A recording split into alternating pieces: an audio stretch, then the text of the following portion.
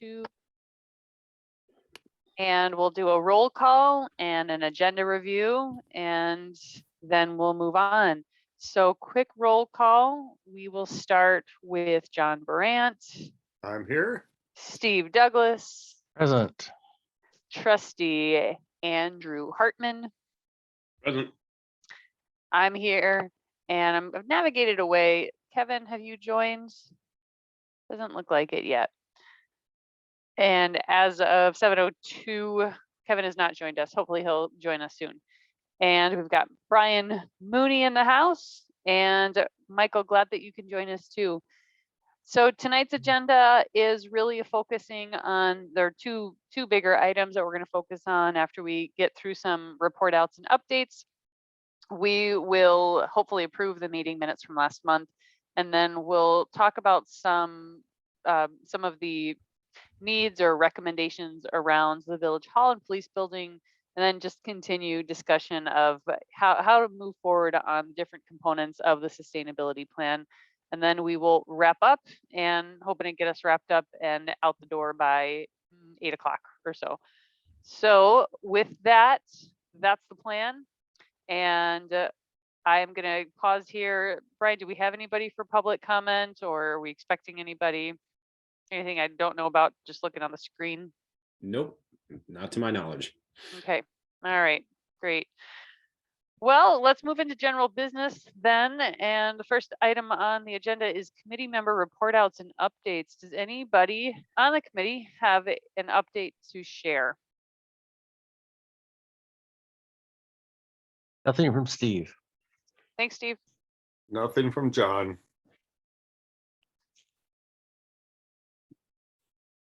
Okay. Andy, I counted in my head to 9 because I learned from you that you're supposed to count to 9 before you just move on with the next question. So I just want to let you know, I learned a little pro tip from you. I like it. I like it. All right, then I'm going to move us on to the next item of business. I also do not have any report outs or updates. Next item of business is discussion and possible approval of the August 9th Sustainability Committee meeting minutes. Have folks have the chance to review it? And if so, is there anybody willing to make a motion to approve or any changes we need to make? I'll move to approve the meeting minutes. Okay, thanks, Andy. Is there a second? I'll second that. Okay, thanks, John. Any discussion? Okay, all in favor of approving the minutes as presented, say aye. Aye. Aye. Aye. Opposed? Okay, minutes have been approved. Terrific. Next item on the agenda tonight is discussion of research needs for new village hall and police building.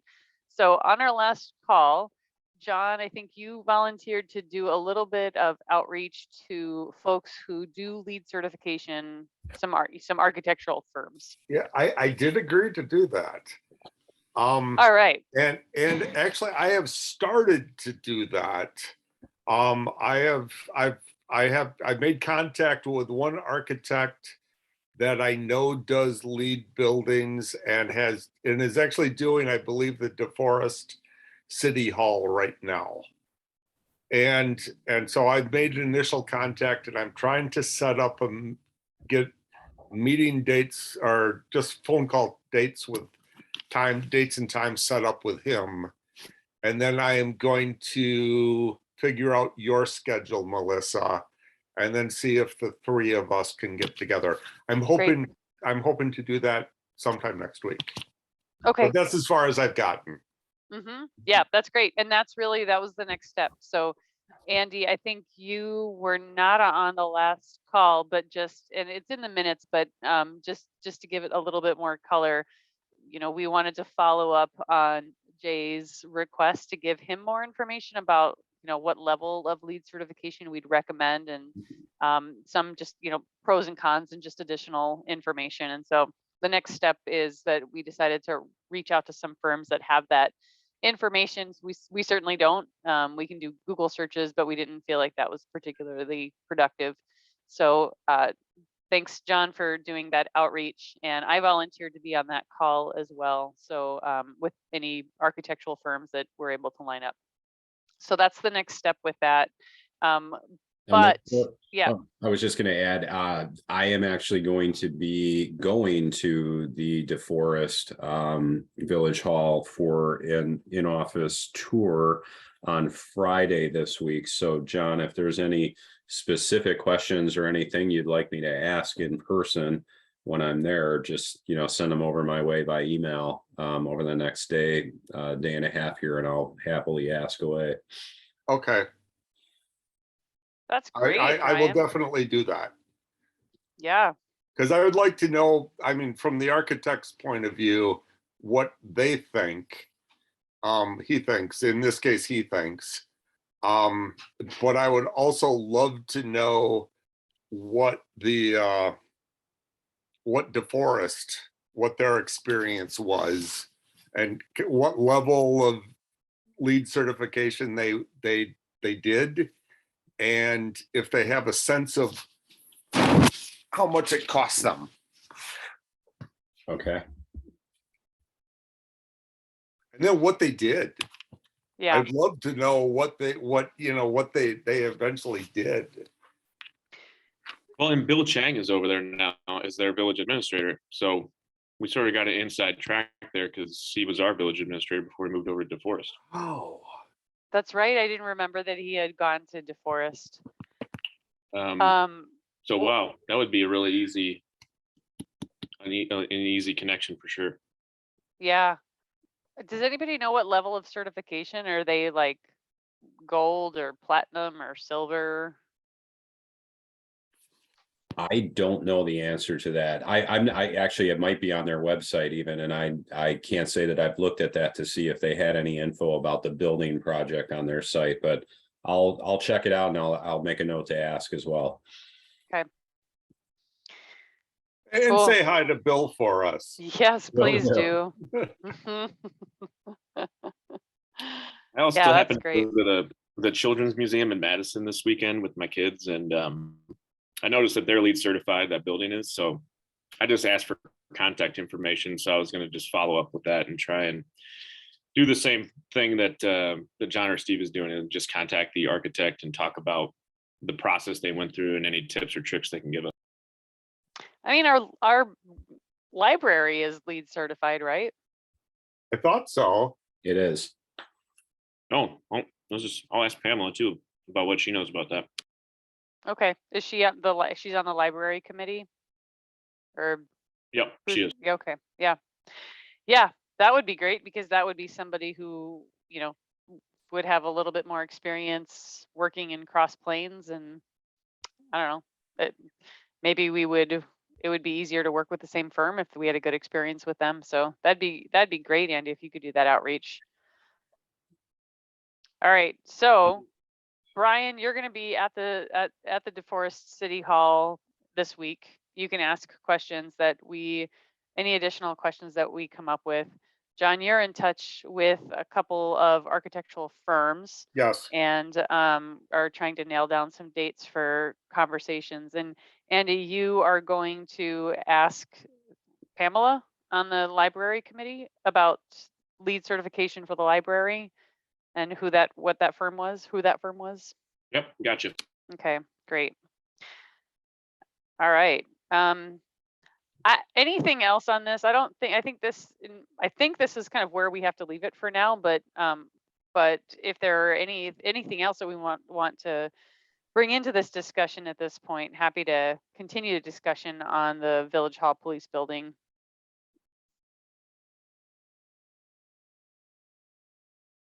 I think the plan sounds good, Melissa. Okay. Cool. Thanks, Steve. And thanks to you guys for following up. Appreciate it. Mm-hmm. Yeah. Yep. Okay. Well, we'll report back again on our call in October. Now, one note is Jay had asked if we could try to get some recommendations to him by the end of the year. So I think we're probably fine for that timeline, but just wanted to remind us that that's the timeline we're going to try to keep to, and want to probably get some recommendations articulated in another memo. If there's anything more concrete that we've got, want to get that to him sometime in the next month or so, month and a half or so. All right, I'm going to move us on then to our next item, which is discussion of the sustainability plan implementation. And in the chat, I'm going to drop in our Google spreadsheet of the sustainability plan, the top, items that we included in the sustainability plan, so that we can just make sure that we are chugging along on these. Now, we spent a lot of time on the first 5, which I think makes sense because they are they're listed in order of priority, but want to see if we can make progress on conversations as we get a little further down this list of items. So I am wondering, I think at this point, so I do want to just kind of give a quick update on the second one, which is that I think the most recent thing that I can report is, and Andy would be actually better at this, or Brian, but we did approve updated ordinances on chicken coop permits. That was approved, was it August? Or maybe July? It went across the village board in our last meeting for August. It was August, okay.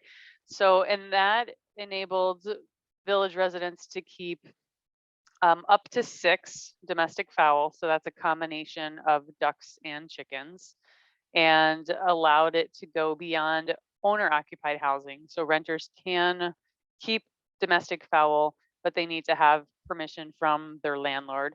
So I think those are the 2 big things. And then also just sort of streamline some of the permitting process. So right now you're no longer required to, have all of your neighbors consulted and give them the opportunity to veto or weigh in on your application. So it streamlined some of that.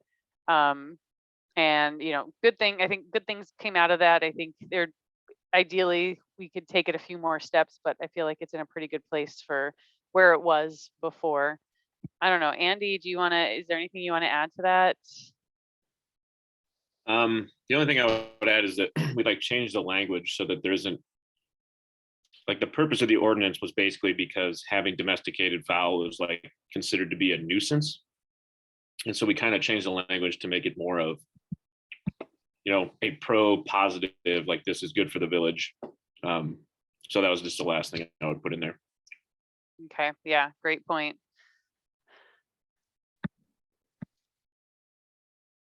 So I'm just going to note that in here.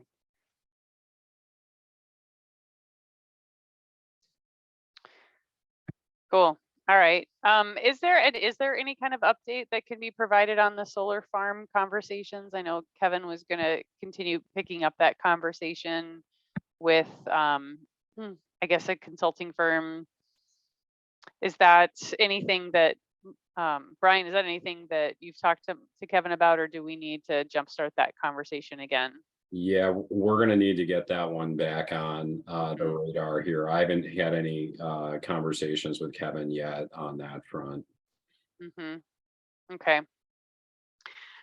And is there anything else that other folks have to contribute to that conversation at this point? I don't know what I can and can't say off the top of my head, because there was a lot of that was discussed in closed session. But at this point, I think where it lies currently is acquiring the property from the current owners, and whether or not is actually going to be feasible financially to host a solar farm. But there are various properties in and around the village that we've been discussing. I think I can at least say. Okay. Is there anything that the sustainability committee needs to do at this point, Andy? Anything that could be helpful? I think requesting it to be back on the agenda, or at least sending some sort of communication to Jay that this is still a priority. We might jumpstart the conversation and get it back to a place where we can make some movement on something. Okay. I mean, there's definitely support across the board. I would say that. So it's just a matter of trying to identify a property that makes sense to utilize for that purpose. Okay.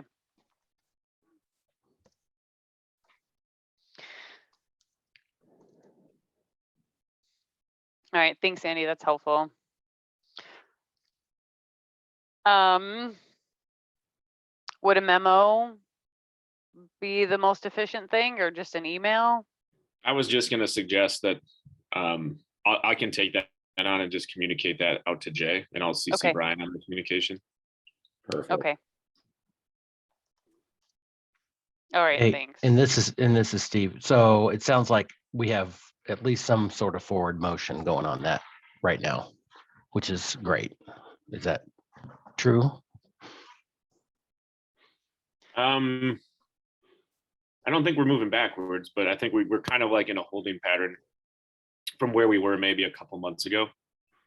We had a really nice property, I think that we thought was going to be successful, and then I don't know, either everything fell through, or the property owner is still maybe in a holding pattern, trying to figure out if they want to participate in the process. So I think just, yeah, getting the communication is probably going to help keep us moving forward in the right direction. All right. Great, thanks, Andy. So you'll continue, you'll move that forward at least with Jay and elevate that. That's great. Gotcha. All right. John, is there anything on this water retainage project on Brewery Creek? Any follow-up that you've had with Mike Brewpiper, or anything that we can do to help? I think where this was, but to jog our memory, is when Mike joined our call last month, he talked about this plan that had been proposed. He worked with the village, worked with a number of other entities, with a consultant that had just recently left the UW Madison, and they devised a watershed protection plan, I think it was, that was, and others, but there might be others on this call who can explain this in more detail, but the plan was they were trying to get funding for it from, I think, FEMA, and that would enable us to do a number of green infrastructure and flooding mitigation projects throughout the watershed. Is that right? Does that sound right based on other people's memory? Yes. And then, Understand. okay. And so what I think where we are with this is there's a plan in place, there's funding that's being sought. And if that funding is if we're able to get that funding, then there's a really thoughtful plan in place that we can then start implementing. So on this, I'm not really sure there's a whole lot that we need to do except to be aware of it, and if funding is secured, know that that it's these projects can be in place and will help reduce flooding threats in the future. Hey, And if this is yeah, go Michael. ahead, Michael. Like you were talking about funding being sought. I know Bill applied for a grant, but the village didn't get it. So there isn't any more funding being sought in any capacity that I know of to implement that plan. Okay, I thought that they were seeking FEMA approval, and if FEMA approved it, that there was some financial resources attached to that. But maybe I misunderstood that. Yeah, I mean, Brian might know if the village has anything going. I know Bill applied for the grant to do that, and I don't know if it was a FEMA grant or not, but it got denied because at the time that Bill applied, the village didn't actually own the property. Oh, okay. That was like, they were like, we can't award you a grant because you don't own it yet, because it hadn't been, the whole thing hadn't been annexed into the village yet. And that was a major, like they aren't going to give you money for land you don't own. I think was kind of like major stumbling stone. Now, whether or not those grants exist and all we have, and again, or not, and we just have to resubmit the same application and say, hey, now we own it and we get it, it's a lot. But I don't think that the reapplication, or if we're thinking about the same thing or not, but I think that's the only one Bill applied for. There was a grant related to FEMA for some like administrative costs that I know was just recently closed and paid out. And that's it, but it's not a monetary amount and anything in the range of what you're speaking of, Michael. So if there is, it was a nominal amount. Okay, yeah, then sorry, I'm thinking about something different then, but that's what happened with that bigger piece of the pie that Bill was pursuing. Okay. Uh, And we noted here that we didn't get that funding, and that we would ask at the time, Brian, before we knew it was you who was going to be serving as administrator, that we would ask the incoming administrator to ensure that that our planner and our engineer contractors are aware that we're trying to secure funding for that green infrastructure plan, which I think you're probably aware of now, especially since we had Mike present on this last month. So I guess where we are with this is looking for opportunities to get it funded so we can get these projects going. On that note, as we go through the budgetary process, we're going to be, I'll be asking for money to be allocated for grant writing specific to sustainability needs, so that our committee and village administrator, we can take some of that off of their plate so they can actively seek out some of these grants based on the spreadsheet that we're looking at. So That's great, Andy. Yeah. Because I think it was our last call, maybe it was a call before that. We were talking about, there are going to be more and more opportunities from, from the federal level, but then also those grants move through other entities like the state level too. There are going to be a lot of grant opportunities coming in the next few months, and it just seems like their turnaround is so short, and the requirements for these federal grants are so lengthy that we need, technical assistance, and we need grant writing assistance if we're going to be competitive. So I'm really glad to hear that. Yeah, I've got one supplemental budget request in right now for a funding per the request of the committee. And Andy can add and advocate on behalf of that. So hopefully something might be able to come from that. But I agree. I think securing the assistance to help write and potentially secure the financial means to pursue some of these initiatives is critical. Yeah. Okay, well, anything else? This number 3 and 4 are so related that I think now that initially they were separate, but 3 was a very specific project, and number 4 was a little bit just more generalized about working, in collaboration to reduce the threat of flooding. But they both landed us at the same place, which is really trying to implement the Black Earth Creek Watershed Green Infrastructure Plan. So both of those priorities need funding in order for us to move those ahead. So just flagging that if we can get resources to, apply for grants so that we can implement it. A lot of good work was done, and a lot of community outreach and, resources were put in to create that plan. So it would be really good if we can get it off the ground. Michael, you want to talk a little bit? Do you have any updates to provide on the light ordinance on priority number 5? Right. Yeah. This past month, this kind of took a back burner. I had some other things going on with the village. One, could you just care if I kind of speak real quick, because some of it deals with. So like one of it was the Brewery Road project. We had a meeting concerning that with the residents. I know we had talked about green infrastructure being involved, and the conversations at the last 2 meetings with that, none of that has been discussed. It's just currently going to be built like a regular road with 10-year flood plan, drainage underneath, and gutter, regular curb gutter, etc. It's going to be brought to the village board at their September meeting for looking at pictures of possible configurations for sidewalk or path or none or street layout. They're actually going to hopefully be more concrete engineering if people want to start to discuss it. I don't know if that's too late or not, or if they would be open for it or not. I don't know. So that's just kind of an update like with that.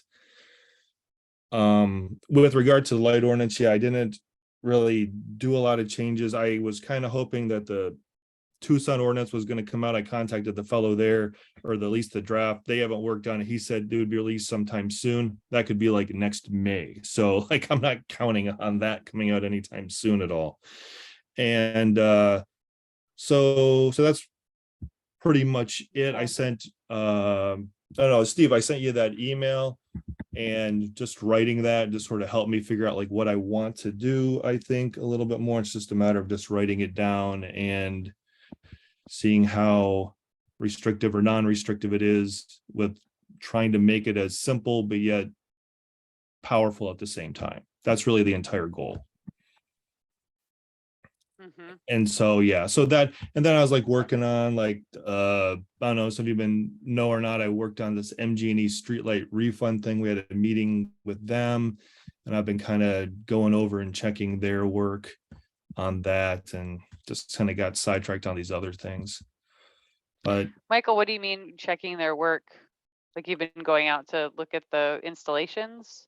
well, they actually provided us with like this spreadsheet thing that said, Mm. this is why we're giving you this amount of money at this time. So I Mm. kind of was throwing it into like my own spreadsheet and being like, does this jive or is it close? And I mean, it was definitely, they definitely made a correction to some things that were incorrect, but they just didn't address like the ownership, which was the fundamental Mhm. question, which is really what would drive a possibly larger refund. Basically what they'd said at this meeting was, we went out a few years ago and kind of did an audit and figured out that we were billing you for too many lights, but and we told you that we found this, but our billing department never corrected it, so we're correcting it now, is basically what they said.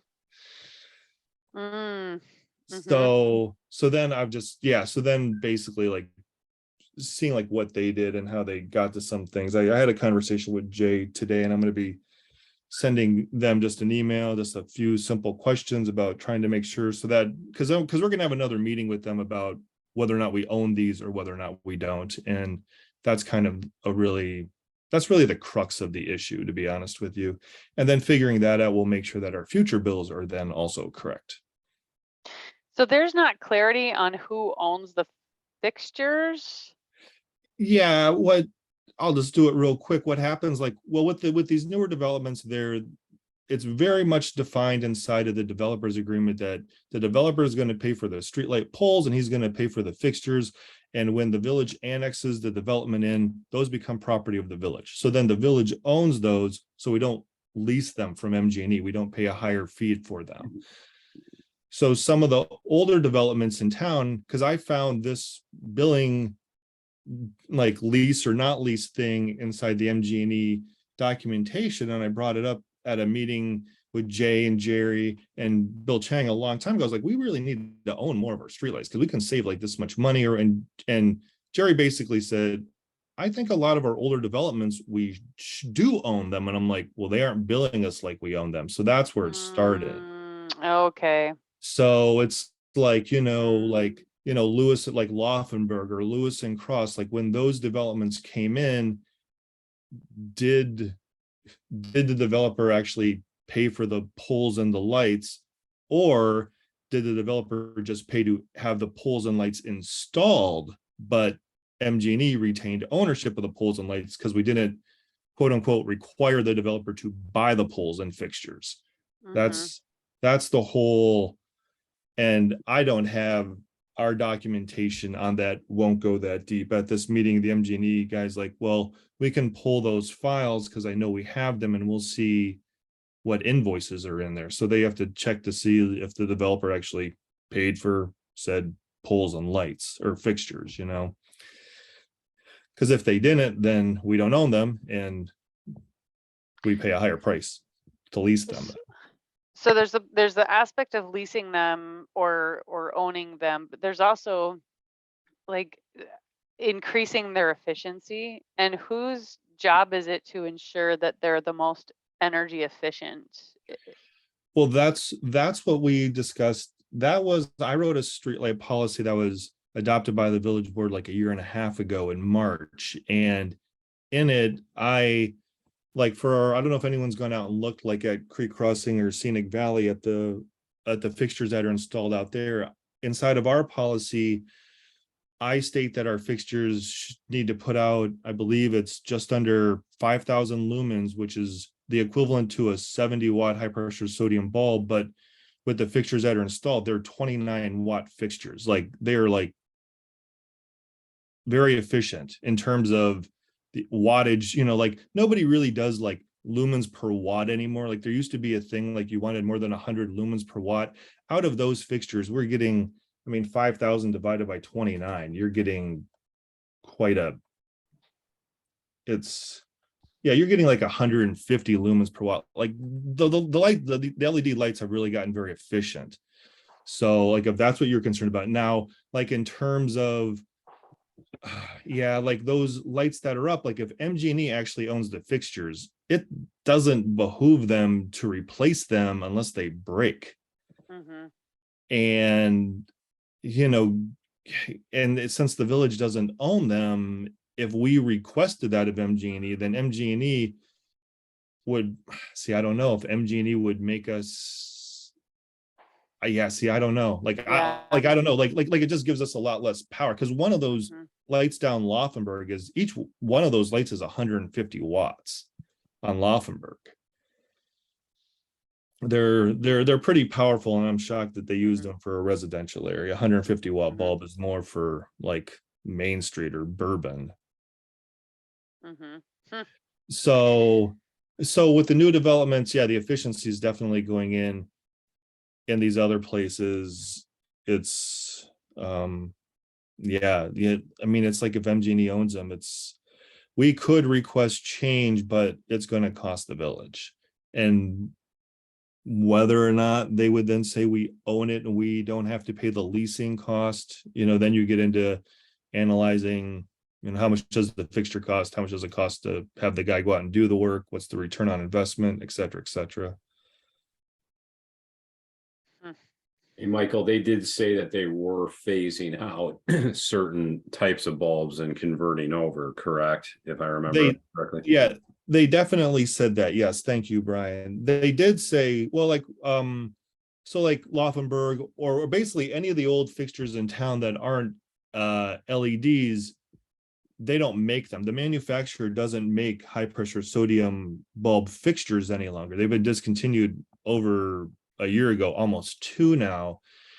And he pretty much said that they aren't even going to repair those fixtures any longer. If one of them fails, they're just going to put up an LED fixture. So when you talk about efficiency, they're already thinking about doing this conversion automatically. Okay. So it's really how much longer, are they going to last? Yeah. And to be honest with you, some of them could last 10 more years. They've been up. They've just been made very well. I don't see them failing very often. Okay. All right. Well, that's helpful. Michael, is there anything you need from us on this one? No, not really. Not unless people have opinions or not, or I'll just write something up and either be like, that's, like kind of what I said before, that's too much restriction or that's not enough, or who knows, Okay. So it's just a matter of me just doing it. Just being like, just write what you want to write and just do it, and not being fearful of, I don't know, of it being over restrictive. I guess that's like my one fear. I'm like, oh, if I write it like this, it's gonna, every single.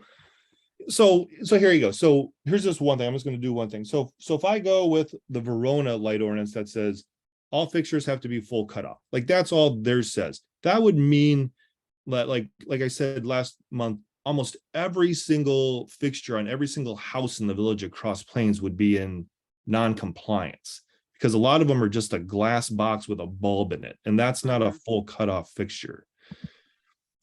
Now, whether or not this ordinance would only be enforced should, say, a neighbor complain because the lights are too bright. And I've thought about emailing Verona on this topic and being like, how are you guys enforcing this? Does this apply to residences, et cetera, et cetera? Because it's a very powerful line. Light sources shall be full cutoff fixtures with light source internally and directed downwards. I mean, that is a very powerful statement, and that is village-wide on all light fixtures.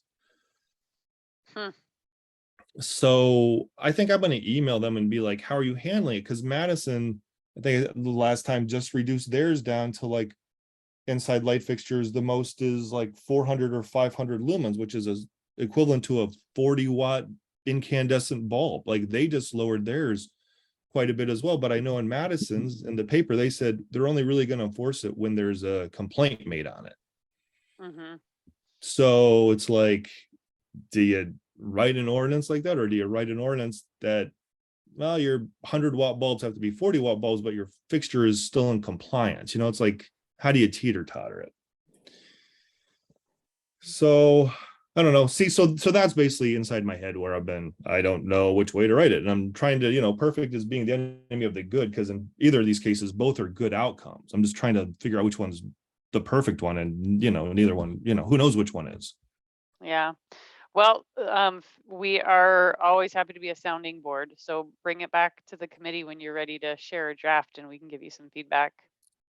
Does anybody have any ideas on what I just said? Should I go all full cutoff across the village? Should I go 500 lumens inside down from the 50? Right now we say any fixture with a 100-watt incandescent bulb is exempt. That's 1500 lumens in a fixture. I'm looking either to reduce that to 500 or requiring all fixtures to be full cutoff. Both of them are step downs from what we have. Does anybody feel any way either way? I'm leaning towards cutoff, just because I feel like it's a more clear cut solution, and there's less like enforcement issues or muddy, like, oh, I didn't know my bulb was X lumens. I don't know. I just feel Right, like that's exactly. And that's the other part of it, is I want to keep it simple. It's very easy if you walk up to a house and someone's complaining, you're like, well, that's just a glass box, friend. That's completely not in compliance. I mean, it's the zoning administrator takes them half a second. He just has to look at it. He doesn't have to look at what bulb. And absolutely, Andy.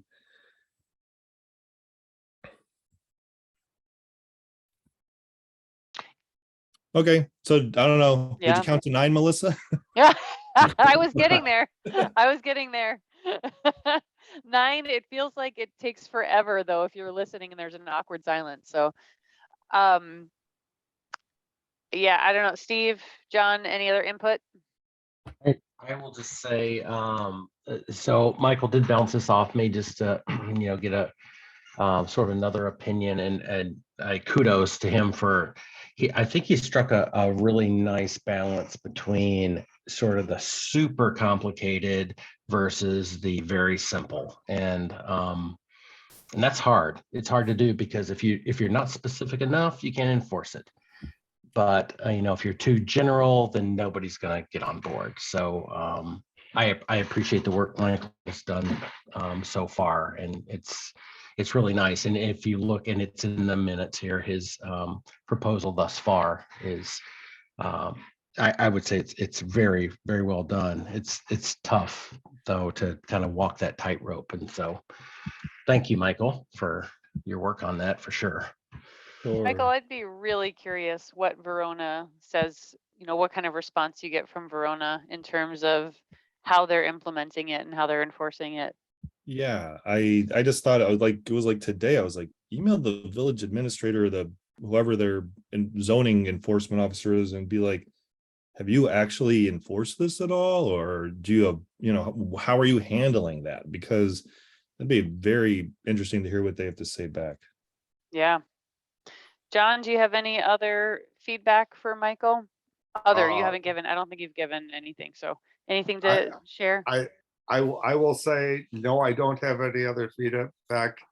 I find it very detailed, and I totally agree with what Steve is said about, and the discussion.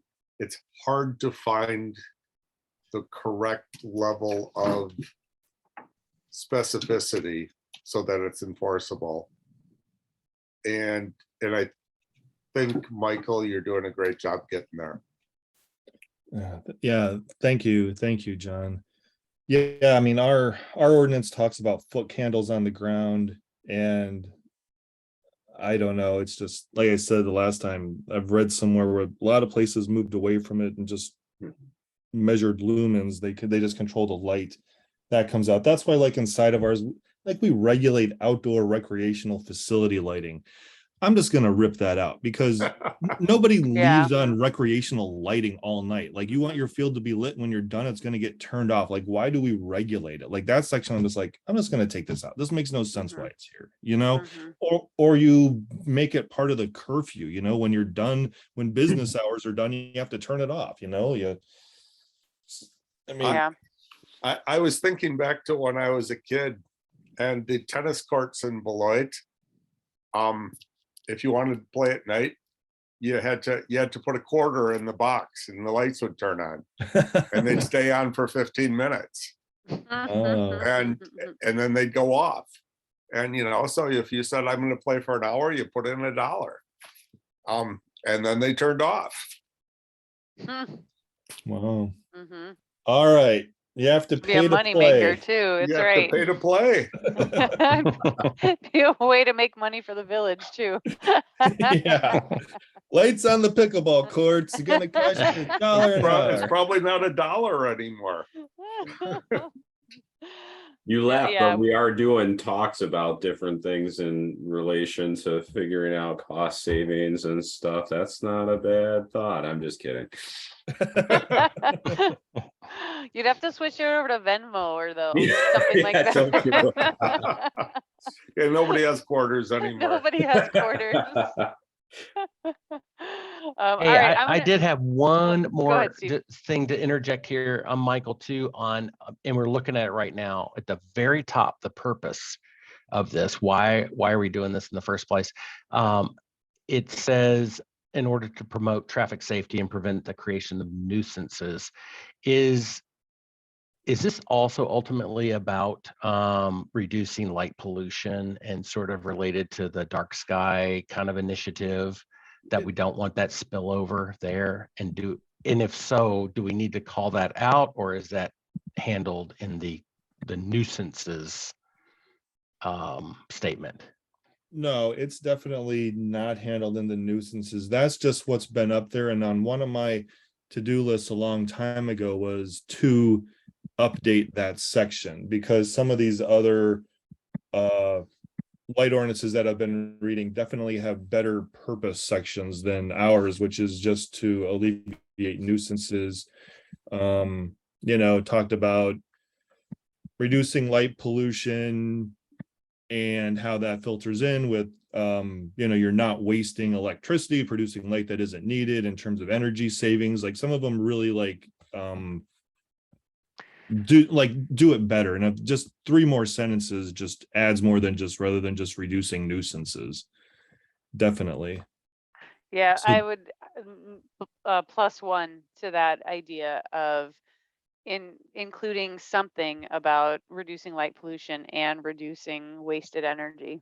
Right, yeah, I always see that and always think, oh, you should do that, and then I get stuck battling the perfect versus the good battle about all that other stuff I talked about, and get muddled down inside that, and don't correct or don't add to the purpose statement.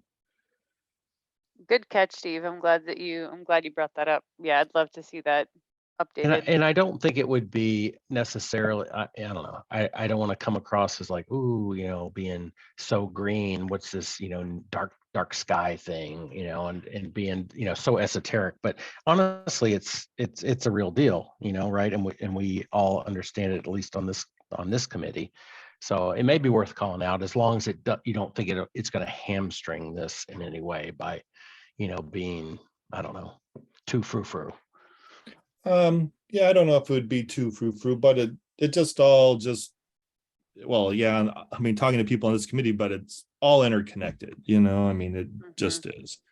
Yeah. So use less light, save energy, create a dark environment for the night and animals and people to sleep and et cetera, fewer nuisances, just all harmony. I'll work in the word harmony somewhere in there too. Good. Thanks, Michael. But I mean, again, great work on this. This is a tough one, and you've done an awesome job at it so far. Well, thank you again. If anybody thinks of anything else outside the meeting, feel free to email me. Excellent. Thank you, Michael. Really good work on this. I'm going to move us Thank on you. to next couple of items here. So I don't know that there's much we need to do on priority number 6, but if there's an opportunity to bump this up, I'd love to. Developing a process or a system for how sustainability should be considered in the decision process in committees and village board and employees. So one of the things that we talked about is, Brian, you giving the sustainability plan to our village planners and engineers. Do you need anything from us? Have you been able to do that? Is there anything that we can do to support that in that conversation? I did give that to Sonia, our village planner, as part of the bigger discussion about like some of the what are we looking at accomplishing with regard to the grant initiatives. So she has a copy of that. We didn't get into specifics in terms of like adding anything to become more of a green-based ordinance update for development or anything along those lines. So if there's something you want to start on that front, you'd have to just let me know more specifically what you want the conversation to be geared around, and I'm happy to do so.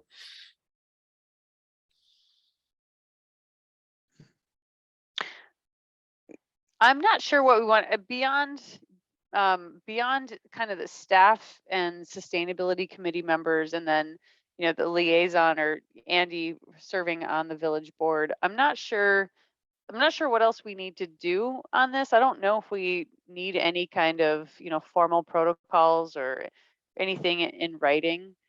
Do others have thoughts on this one about how we can, I mean, really the question is like, how do we institutionalize the sustainability plan? How do we really make sure that it's tendrils are everywhere in the village and that it's being referenced and we're thinking about it as we proactively plan?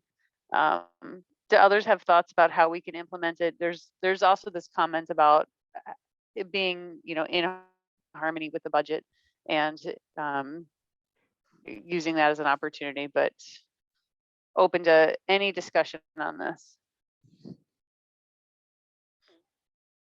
My head goes right to like, I think this goes along with our sustainability plan, but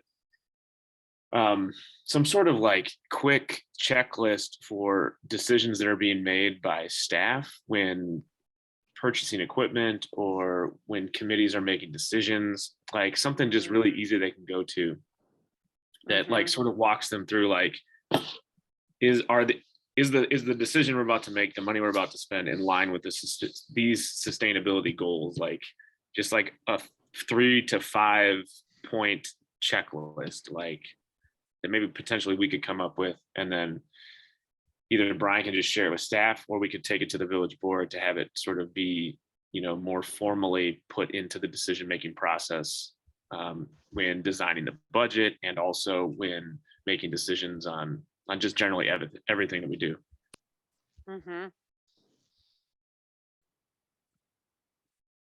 Yeah, Brian, what would be most helpful? Because you're sort of, you're kind of like the key implementer here, or you've got you've got your hands on the reins here. What would be most helpful for you? I like the idea of having something, a guide that we could kind of send out to all staff. I mean, this is the right time to get that kind of into the discussion mindset as we're talking about budget approval with an eye to the next year. So a lot of the things that are getting and seeking approvals right now that we're going to be voting on as a board to go forward and move forward on. I think the more we can get upfront for what considerations we would like to have our staff looking at, the sooner the better. Also, And like I'm thinking like sorry, Melissa, like just like a decision tree almost. Like the first question is like, does this have a neutral impact on like sustainability in the environment and Cross Plains? Yes. Cool. You should go ahead with that decision. No, then like here's the next step. Have you considered X, Y, and Z? I don't know. mhm. Yeah, a lot of different, employers, at least in the federal government, when I was doing purchasing, there was a lot of things, components built into, you must buy X percentage recycled paper, and just there were components of that you needed to review before you were going out and looking to, buy large sums of, in this case, paper. And I know that can apply. We could do that same thing towards, vehicle, cafe standards and things of that, like just to maybe it not necessarily force it, but state we'd like it to be of this, type efficiency standard or higher, to sort of kind of direct people towards that. Yeah. Yeah, this feels like where the rubber hits the road for me, because these decisions that are made at the staff level or even at the board level, like that's how the sustainability plan gets implemented. And so I could see the utility in having, whether it's a decision tree like you said, Andy, or like a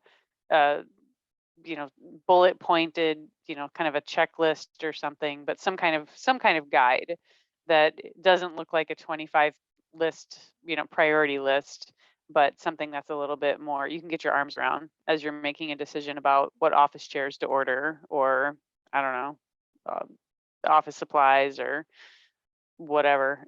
I I would love to work on this. I'm happy to partner with somebody if somebody else is interested in getting a draft together. I will not be able to get anything out in the next 2 weeks or so, but I probably could get a draft together ahead of our next sustainability committee meeting, but not with a lot of spaciousness for people to review. So is there anybody who wants to work on this, or you can also, give me feedback in a future meeting? I'll jump on that with you. Okay, cool. Yeah, Andy, let's just be in touch via email about how to Sure. do that. Maybe do something in a Google Doc at first. Yep. Okay, great. I'm gonna make a note about that. Cool. Okay, so next item is on, oh, this is one that I'm so excited about. I really want to make this happen. Number 7, establishing a goal to meet 100% of the village operations energy needs with renewable energy by 2035. So our first priority is creating a solar farm. But this is like part and parcel. This goes hand in hand with that priority of establishing a goal, of like making a commitment, a public statement that this is what our community wants to do. So this is in line with what the school district has done. This is in line with Dane County. It's in line with Madison. But even my perspective on this is, even though this is in the sustainability plan, that it's an indication that we want to go there, the village has not declared that it is our goal to meet 100% of our village operations with clean energy by 2035. And I think that, it's important for our village to make that as a public declaration. What I don't know is the best way to navigate that. So very curious about how we move that ahead, whether that's like a resolution that the sustainability committee, recommends to the village board, or I don't know what the process is. Somebody with a little bit more experience Can you give us some insights? That's the route I would suggest we go. I just know that once it hits the board, they're going to want to know probably like, so how do we get there? Before we declare this, they're going to want to know like a general pathway, I think. Yeah. Agreed. I think the resolution is the right route, but yeah, and Jay will want to know specifics related to, well, what did you calculate the upfront costs to be, and then a cost benefit analysis of when, we'll be, ahead by making this decision and in this investment and stuff. So I know a lot of decisions and a lot of questions will need to be answered up front before he will like the board to, even see that. So it'd be good to hear from Jay what the exact questions are that he'll have. Okay. So what do you think we should do to get that from him, to get this conversation started so that we can start doing the research? I mean, I'd say let's throw a resolution together that we all support and just put it in writing, send it to Jay to get it on the agenda, and then just see what questions he has. Yeah. I think that's the easiest pathway for us. Yeah. There are tons of these samples out there because tons of communities have done it. So I'm happy to dig around and come up with some language that we can I'm just going to filter it from another community.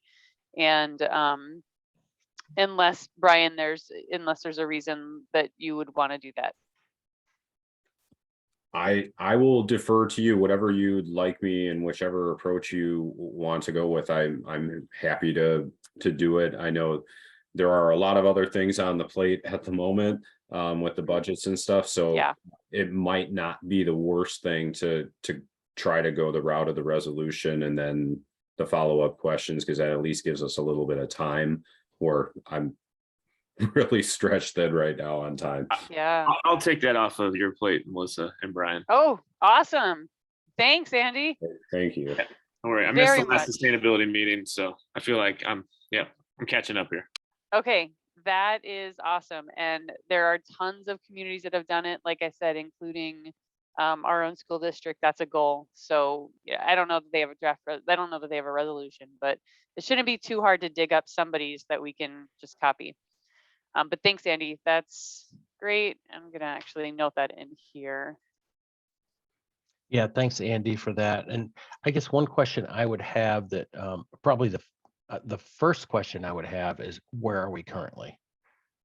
How big of a jump? Like, what's our this? baseline? Yeah, how much of our energy is currently being supplied by renewable resources? Well, I think that's yeah. I mean, I sorry, Steve, to jump in, but considering that we get it from MG&E, I don't know, Brian, that's even something that we could answer, because we're just getting it off the grid. I think that was the idea behind the solar farm, is that if we did create a 1 megawatt farm, that would be about 100% of the village's needs. But right now we're pulling it off the grid, and it's not a particularly clean grid at this point.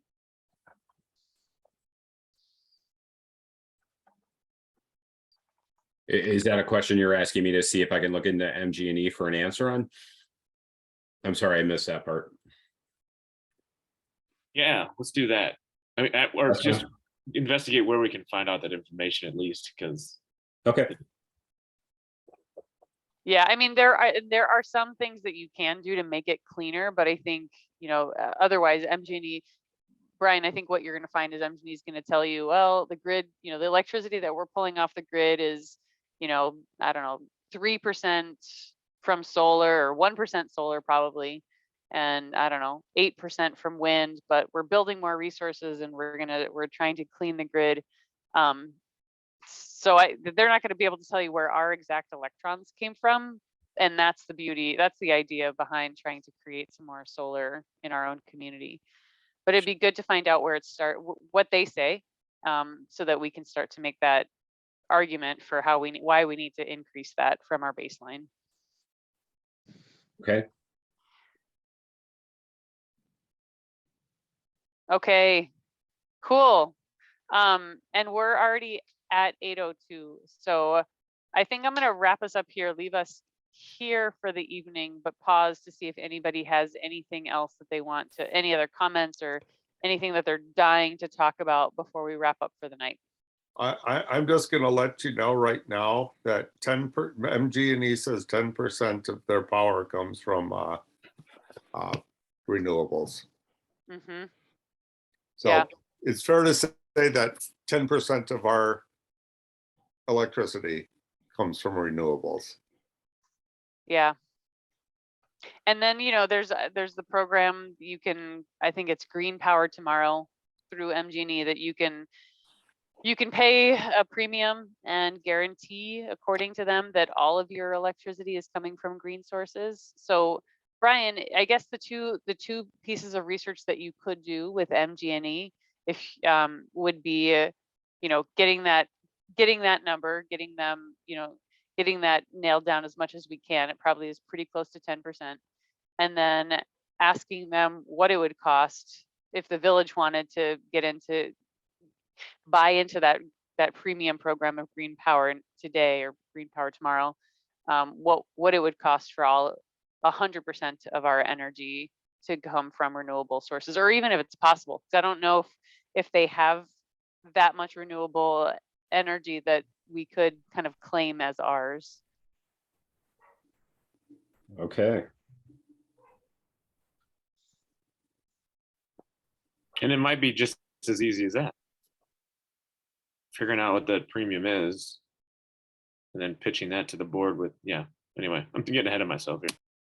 Yeah, let's look into it. You know, like the credits are always a little, like, it's a little dicey, but let's look into it.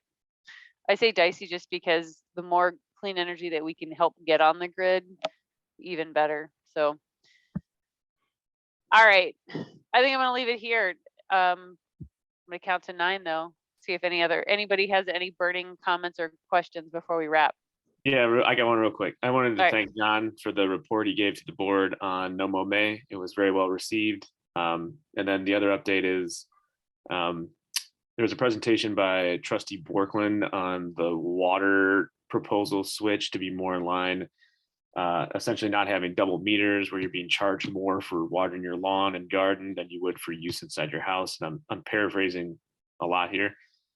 Basically, switching over would save about $8,000 or to residents that would not be going to water fees. So a substantial sum, generally speaking, but not for an entire village. And then the message was generally delivered that the sustainability committee would encourage any decisions that are going to limit water use, not increase it. So that's the update Excellent. there.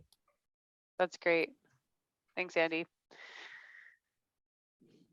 All right. Well, would anybody like to make a motion to adjourn at 8:05? So Steve will moved. make a motion, or I will second. Great. Thank you. All in favor, say aye. Aye. I Any opposed?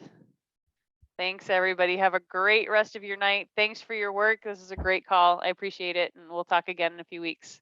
Thanks, Thanks, Melissa. everybody. Good night. Bye. right. Hey, guys.